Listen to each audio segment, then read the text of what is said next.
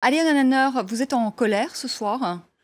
Nous pensons que la décision du Bundestag aujourd'hui est le reflet d'une ignorance et d'un non-respect du droit.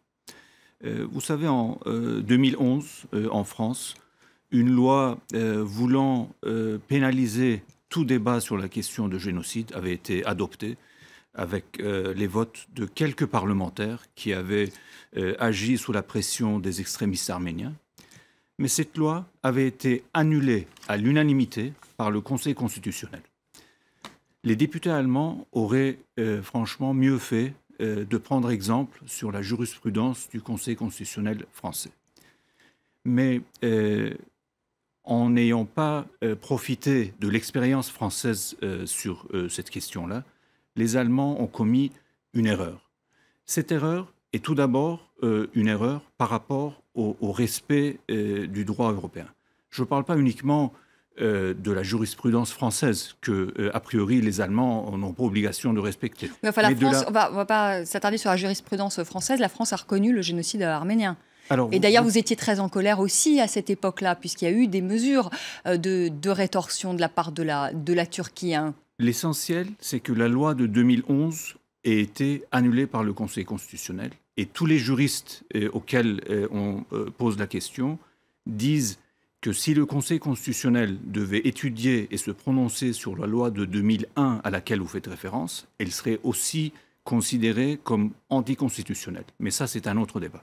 Pour revenir à l'Allemagne, je disais que l'Allemagne n'a bien sûr pas a priori l'obligation de respecter la jurisprudence française, mais elle aurait dû respecter la jurisprudence de la CEDH, de la Cour européenne des droits de l'homme. Vous le savez aussi, la Cour européenne des droits de l'homme a rendu par sa grande chambre un arrêt définitif sur la question de Perinček.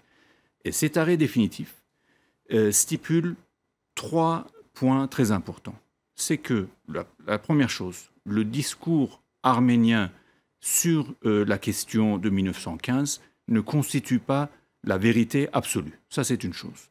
Ensuite, questionner ce discours unilatéral arménien est une liberté défendue par la Convention européenne des droits de l'homme.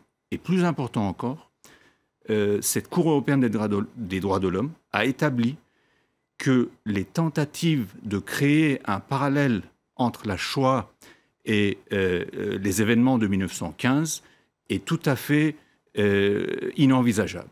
Parce que c'est effectivement... Alors bon, on a compris, pardonnez-moi, on a compris que parce qu'on ne va pas refaire aussi tous les arrêtés de la Cour européenne des droits de l'homme, on a compris que les Turcs étaient très en colère. On ne va pas refaire ici, évidemment, parce que moi je ne suis pas historienne, savoir si c'est un génocide ou si ce n'est pas un génocide. Ce qui est certain, c'est qu'il y a quand même des milliers d'Arméniens qui ont été massacrés, que même votre président Recep Tayyip Erdogan a présenté ses condoléances.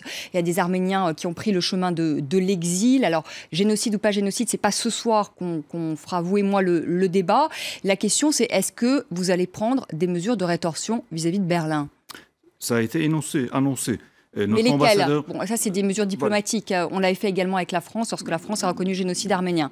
Mais est-ce qu'après, il va y avoir des rétorsions d'ordre commercial et surtout des rétorsions d'ordre politique? Vous comprendrez que je ne peux pas annoncer les mesures que mon président de la République va probablement annoncer dans les jours à venir. Mais le fait du départ de notre ambassadeur aujourd'hui de Berlin est déjà un élément important qui laisse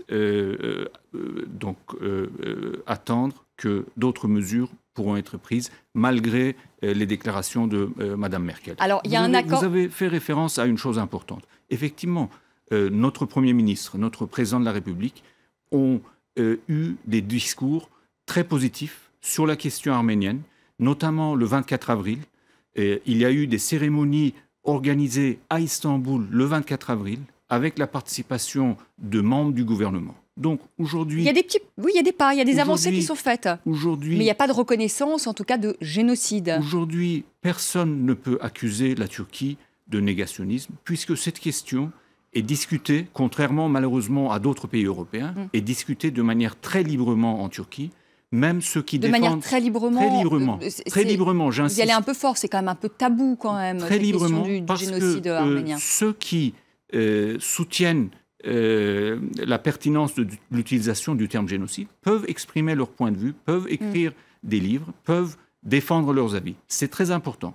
Mais on constate que ce débat très riche... Ça devient compliqué quand même en Turquie de défendre son avis en ce moment et de non, la liberté de la presse, etc. C'est très compliqué en ce moment. Alors ça, c'est un autre sujet. Si vous avez besoin, je peux vous apporter toutes les explications. Alors moi, je mais sur la question de génocide, là, le débat très riche en Turquie nous permet de voir que la très grande majorité des intellectuels qui réfléchissent sur la question arrivent à la conclusion que le terme génocide, au niveau purement juridique, ne correspond pas à ce qui est arrivé en 1915. Ensuite, personne n'ignore le malheur que les Arméniens et d'autres populations de l'Empire ottoman ont subi dans cette période-là, et les discours de mon président de la République, de mon Premier ministre en témoignent. Il a présenté en effet ses condoléances, le président Erdogan. Revenons quand même sur les mesures de rétorsion, pardonnez-moi.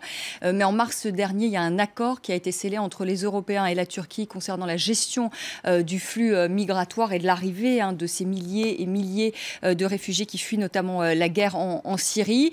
Finalement, les Européens ont demandé, pour faire court à la Turquie, de sous-traiter la question des réfugiés. La Turquie a accepté. Est-ce que cet accord pourrait être remis en cause après la reconnaissance par les députés allemands du génocide arménien? Est-ce que c'est envisageable? Je ne pense pas.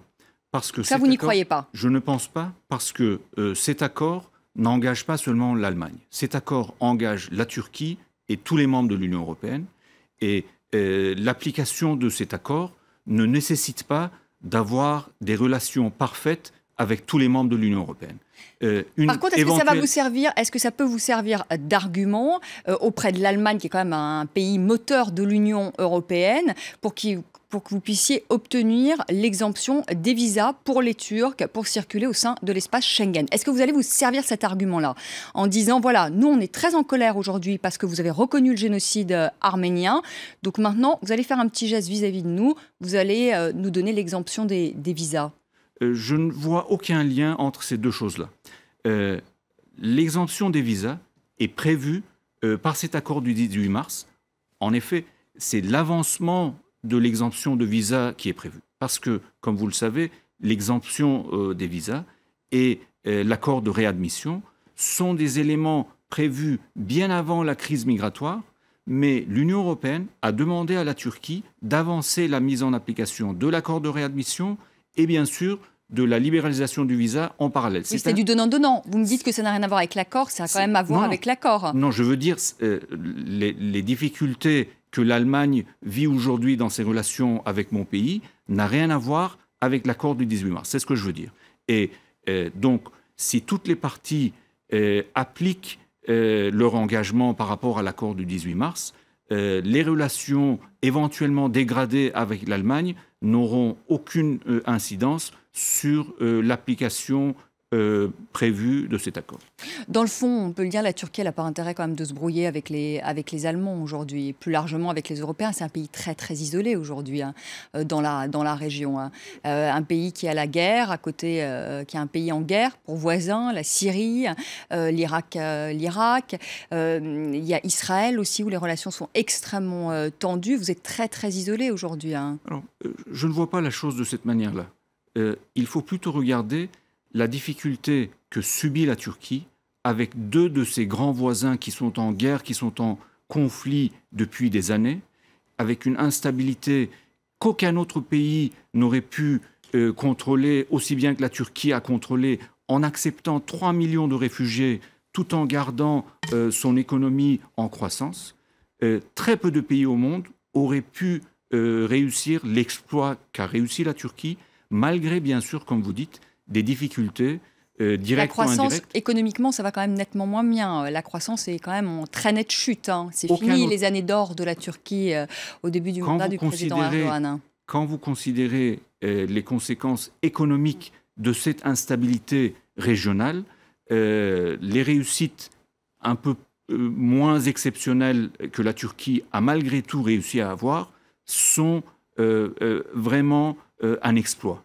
Parce que la Turquie, je l'ai déjà dit sur votre plateau, a dépensé plus de 10 milliards de dollars pour les réfugiés. La Turquie a perdu des milliards de dollars dans son commerce frontalier qu'elle faisait avec la Syrie. Plus de 2 millions quand même de réfugiés. Vous avez accueilli 3 millions.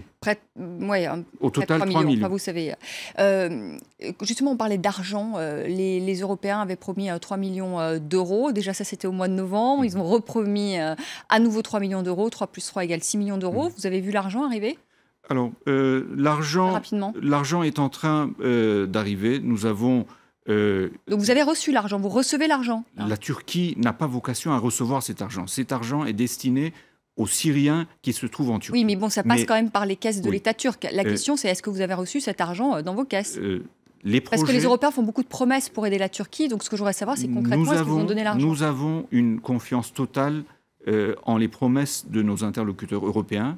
Et les projets avancent suffisamment rapidement pour qu'on n'ait aucune inquiétude par rapport à l'arrivée de ces fonds. Merci beaucoup. Merci à Léon Honner d'être venu sur le plateau de France 24. Je vous retrouve dans quelques instants pour une nouvelle édition. On reviendra sur justement ces relations un peu tendues là ce soir entre la Turquie et l'Allemagne. Ankara qui a décidé donc de rappeler son ambassadeur à Berlin après l'adoption par les députés allemands d'une résolution reconnaissant le génocide arménien. On en